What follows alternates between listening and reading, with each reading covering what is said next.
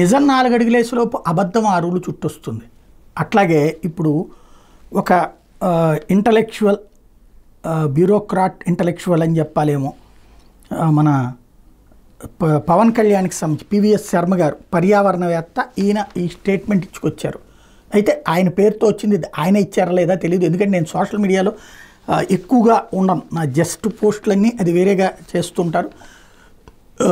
Twitter అసలు నేను సొంతగా ఫాలో అయ్యేది ఉండదు.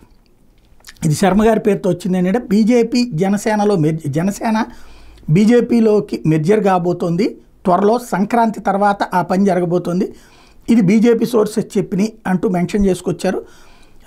ఇది పండగ దినాల్లో ఇది జరుగుతుందని, అందులో భాగంగా భవిష్యత్తులో సీఎం అభ్యర్థిగా ఉండేందుకోసం అని చెప్పేసి పవన్ కళ్యాణ్ పక్కకు వెళ్ళిపోయి కేంద్ర మంత్రిగా వెళ్తారు. డిప్యూటీ సీఎం కాన్సెప్ట్లో ఇక్కడ నాగబాబు ముందుంటారు అన్నటువంటి కోణాన్ని, CM in waiting and deputy CM are not on same page and many issues that is causing rift is likely to be AP BJP chief and A minister in Delhi as his brother will fill the gap. ఇది ఆయన చంద్రబాబుతో సరైనటువంటి సంబంధాలు లేకపోవడం వలన ముఖ్యమంత్రి కావడం కోసం అని చెప్పేసి ఇప్పుడు డిప్యూటీ సీఎంగా ఆయన సాటిస్ఫాక్షన్గా లేరు కాబట్టి ఆంధ్రప్రదేశ్ బీజేపీ చీఫ్గా తీసుకోబోతున్నారు.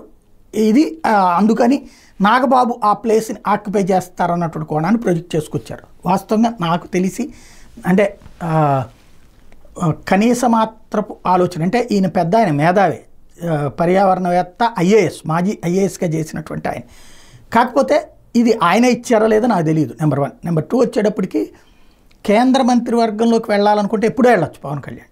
ఇంకొకటి రాష్ట్రంలో నేర్చుకోవాలనుకుంటున్నారు, తెలుసుకోవాలనుకుంటున్నారు, అనుభవం ఉన్నటువంటి నాయకుడిగా జనం ముందు ఉండాలనుకుంటున్నారు. అదే ఆయన వ్యూహం. భవిష్యత్తులో చంద్రబాబు అనుభవాన్ని దగ్గర నుంచి నేర్చుకున్నాడు అని ఒక పాజిటివ్ థింగ్, జగన్తో పోల్చుకుంటే పవన్ కళ్యాణ్ బెటర్ అన్నటువంటి కాన్సెప్ట్ని చెప్పాలన్నదే ఆయన ఉద్దేశం. అలాగే నాకు అవగాహన ఉన్నంత వరకు పవన్ కళ్యాణ్ తన పార్టీని మెర్జర్ చేసే ప్రయత్నం చేస్తాడని నేను అనుకోను. మరి ఇక్కడైతే ఆయన ఆ ట్వీట్ చేయడం అన్నటువంటిది సంచలనం.